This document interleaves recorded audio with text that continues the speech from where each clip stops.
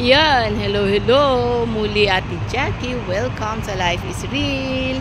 Again, ang tanong, gaano kaimportante ang Bible sa atin? Yan.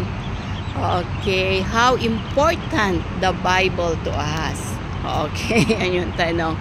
Siyempre, sa atin po, very important po ang Bible. Ang Bible kasi is a breath of God. Ito'y kanyang hininga. At ito ay talagang sa 1 Timothy na sabi niya, it will rebuke, no? Nakaka-rebuke at nagbibigay ng knowledge, ng wisdom sa atin.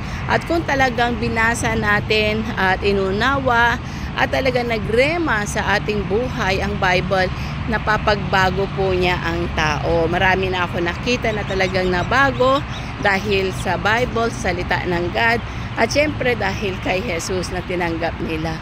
So napakaganda po na magbasa ng salita ng ating Panginoon. Dahil yan lang po among all the books na talagang marami, yan po ang tunay. No? Yan po ang Holy Bible. Yan po ang talagang maganda at talagang buhay na buhay sa ating mga buhay pag in-apply po natin. So napakahalaga po talaga ng Bible kung paanong pinapakain po natin yung ating katawan, morning, evening, and night, may snacks pa. Nawa na, pakainin din natin yung ating spirit ng salita ng Panginoon. Siyempre, yun nga sabi niya, meditate my words day and night.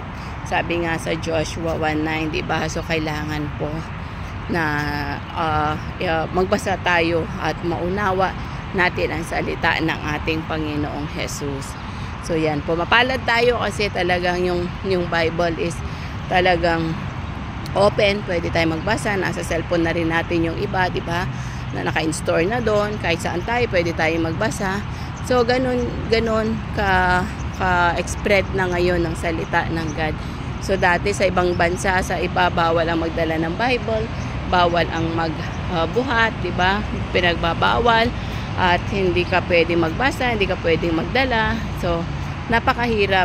Kaya mapalad tayo na tayo yung pinagpala, na tayo yung open sa salita ng Panginoon, sa Bible. Kailangan po na basahin at imunay-munay po natin or himay-himayin natin. So, yun lang po yung may share ko sa oras na ito. So, bye for now and God bless you all.